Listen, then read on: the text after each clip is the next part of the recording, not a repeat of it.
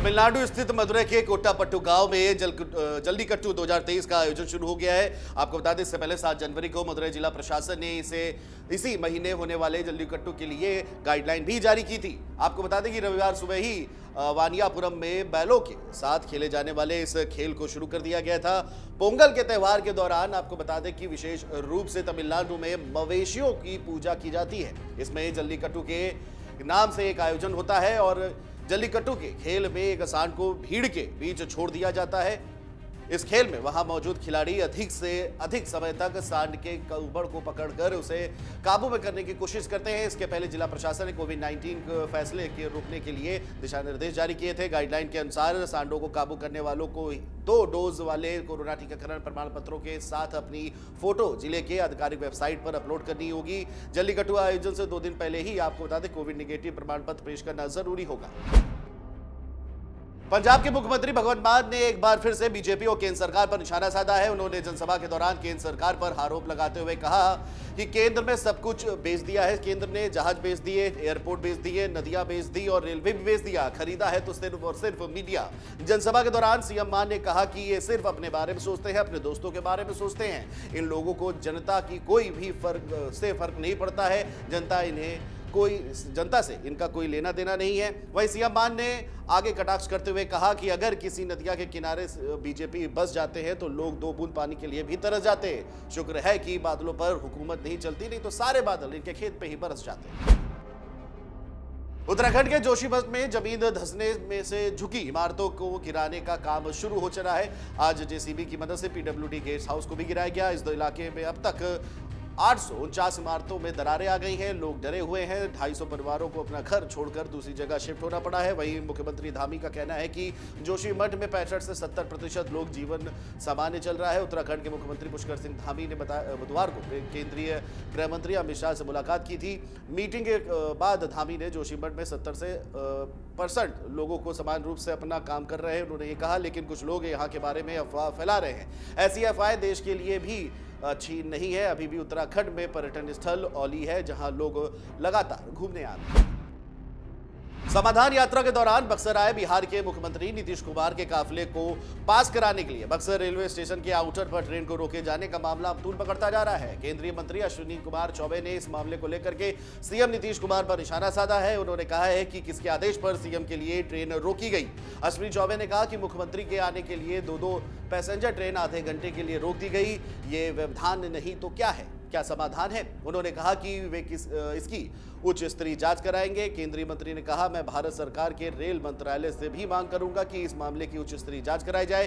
किस व्यक्ति के आदेश पर 2 पैसेंजर ट्रेनों को रोका गया है? ट्रेन में सफर कर रहे बच्चे, महिलाएं, बूढ़े, कई लोग परेशान थे। सीएम पिकनिक यात्रा पर आए हैं, समाधान यात्रा पर नहीं। जानकारी के मुताबिक सीएम नीतीश कुमार के काफिले को पास कराने के लिए पटना बक्सर पैसेंजर ट्रेन और कामाख्या दिल्ली एक्सप्रेस ट्रेन को आउटर पर करीब 15 मिनट तक रोक दिया गया था।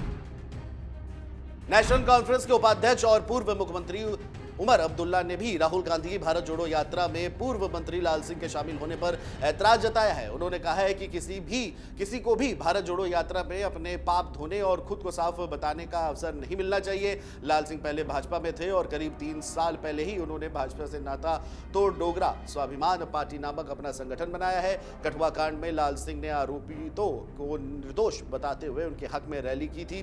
प्रदेश कांग्रेस की प्रवक्ता दीपिका पुष्कर नाथ भी लाल सिंह के साथ भारत जोड़ो यात्रा में शामिल होने पर ऐतराज जताते हुए कांग्रेस से इस्तीफे का ऐलान कर दी चुकी हैं। उमर अब्दुल्ला ने कहा है कि कठुआ कांड में लाल सिंह की भूमिका सभी को पता है और कांग्रेस को सुनिश्चित करना चाहिए कि ऐसा कोई भी नेता भारत जोड़ो यात्रा का इस्तेमाल कर अपने लिए न करे।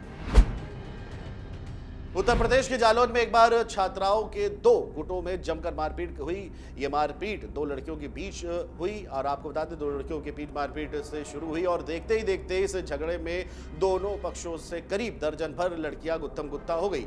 बीच बाजार करीब आधे घंटे तक चले इस हाई वोल्टेज ड्रामा के बाद उसी कोचिंग के कुछ छात्रों ने बीच बचाव किया। सूचना पाकर मौके पहुंची पुलिस ने अज्ञात के खिलाफ केस दर्ज किया है। पुलिस हंगामा करने वाली लड़कियों की पहचान करने का प्रयास कर रही है। मामला जालौन के उरई क्षेत्र का है। पुलिस की प्राथमिक जांच में मामला प्रेम प्रसंग का निकला है। बताया जा रहा है कि दोनों लड़कियां किसी एक ही लड़के से प्यार करती थी और इसी बात को लेकर के उनके बीच पहले भी कई बार झड़प हो चुकी है। लेकिन बुधवार को मामला हद से आगे निकल गया और कोचिंग से गाली गलौज करते हुए बाहर निकली। इन दोनों लड़कियों ने मारपीट शुरू कर दी और इतने में दोनों ही लड़कियों के समर्थन में कुछ और लड़कियां भी इस झगड़े में शामिल हो गई। बक्सर के चौसा पावर प्लांट के लिए जमीन अधिग्रहण के उचित मुआवजे की मांग पर 85 दिनों से धरना दे रहे किसानों पर पुलिस की लाठीचार्ज के खिलाफ अब सियासत भी शुरू हो गई है। बक्सर से सांसद और केंद्रीय मंत्री अश्विनी चौबे किसानों पर हुए अत्याचार और नीतीश सरकार की अनदेखी के खिलाफ शुक्रवार को अंबेडकर प्रतिमा के सामने मौन पर बैठ गए। अश्विनी चौबे का मौन कई घंटों तक का रहा। इससे पहले अश्विनी चौबे गुरुवार को चौसा प्रखंड के बनारपुर गांव पहुंचे, जहां पुलिसिया बर्बरता के खिलाफ के शिकार हुए किसानों के परिवारों से मिलकर उन्हें सांत्वना दी। केंद्रीय मंत्री ने चौसा की घटना पर रोष जताते हुए कहा कि बिहार सरकार धृष्टांत बन गई है। जब ऐसी जीवन किसानों की मांगी के अनुसार उन्हें मुआवजा नहीं देने के लिए तैयार है तो बिहार सरकार सर्किट रेट में संशोधन क्यों नहीं किया। केंद्रीय मंत्री ने बिहार सरकार को खरी खोटी सुनाते हुए कहा था कि राज्य में अराजकता का माहौल है, रोजगार मांगने पर युवाओं को पीटा जाता है, वहीं किसानों और उनके परिजनों को घर में घुसकर पिटाई की जा रही है। किसानों पर अत्याचार बर्दाश्त नहीं किया जाएगा। भाजपा के राष्ट्रीय अध्यक्ष के रूप में अपना कार्यकाल बढ़ने के बाद जेपी नड्डा अपने पहले बंगाल दौरे पर हैं। बीजेपी के अखिल भारतीय अध्यक्ष बुधवार रात करीब 11:30 बजे कोलकाता एयरपोर्ट पहुंचे। शुभेंदु अधिकारी, सुकांत मजूमदार जैसे शीर्ष राज्य भाजपा नेताओं ने जेपी नड्डा का स्वागत किया। गुरुवार की सुबह जेपी नड्डा नदिया जिले स्थित मायापुर में इस्कॉन मुख्यालय पहुंचे, जहां जेपी नड्डा ने इस्कॉन के मंदिर का परिदर्शन किया, सन्यासियों से बातचीत की और मंदिर में पूजा अर्चना की। बीजेपी सूत्रों के मुताबिक उनका बंगाल दौरा आगामी पंचायत चुनावों की रणनीति तय करने के लिए है। भाजपा अध्यक्ष बुधवार रात राजारहाट के एक 5 सितारा होटल में थे। जेपी नड्डा ने गुरुवार को ही कई कार्यक्रम रहे हैं। जेपी नड्डा पार्टी की जनसभा में शामिल होने के अलावा बीजेपी नेतृत्व से भी मुलाकात करेंगे। मायापुर पहुंचने के बाद जेपी नड्डा मायापुर स्थित इस्कॉन मंदिर में आरती की। बता दें कि बंगाल में आवास योजना में धांधली के एक के बाद एक आरोप भी सामने आ रहे हैं। तालाब में तैरने वाला देश के सबसे बड़े फ्लोटिंग क्रूज का भोपाल में निर्माण किया जा रहा है। मीडिया रिपोर्ट्स की माने तो निर्माणाधीन क्रूज हाल में लॉन्च किए गए गंगा विलास क्रूज को कई मायनों में टक्कर देगा। निर्माण कार्य पूरा होने के बाद इसे भव्य रूप से मध्य प्रदेश की राजधानी भोपाल में एक बड़ा तालाब में उतारा जाएगा। उम्मीद है कि शहरवासी और पर्यटक इस साल गर्मियों के सीजन में क्रूज पर मौज मस्ती का लुत्फ उठा सकेंगे। तालाब में तैरने वाला फ्लोटिंग क्रूज 4 महीने में तैयार हो जाएगा और इस क्रूज का रेस्टोरेंट गंगा विलास क्रूज से ज्यादा क्षमता वाला होगा। गंगा विलास क्रूज के रेस्टोरेंट में 40 लोग बैठ सकते हैं, जबकि भोपाल में बन रहे क्रूज में तकरीबन 200 लोगों के लिए सिटिंग अरेंजमेंट होगा। तालाब में तैरने वाले इस सबसे बड़े फ्लोटिंग क्रूज की लंबाई 36.6 मीटर और चौड़ाई 12 मीटर होगी। गंगा विलास क्रूज की लंबाई 62 मीटर है, जबकि चौड़ाई समान है। बता दें कि बड़ा तालाब में उतरने के बाद ये क्रूज आकर्षण का केंद्र बन सकता है और भोपाल में बन रहे क्रूज में 20 स्वीट्स होंगे, जिसमें 200 लोग रुक सकेंगे। दिल्ली के जंतर मंतर से बुधवार को रैली की ऐसी तस्वीरें सामने आई जिसने सभी को चौंका दिया। राष्ट्रीय और अंतर्राष्ट्रीय स्तर पर बड़े बड़े पहलवानों को पटखनी देने वाले करीब 30 रेसलर धरना देने के लिए जुटे प्रदर्शन कर रहे हैं। पहलवानों के आंखों में आंसू थे तो चेहरे पर नाराजगी थी और रेसलर्स के पास महिला पहलवानों का यौन उत्पीड़न, अभद्रता, क्षेत्रवाद जैसे गंभीर आरोपों की लंबी लिस्ट थी।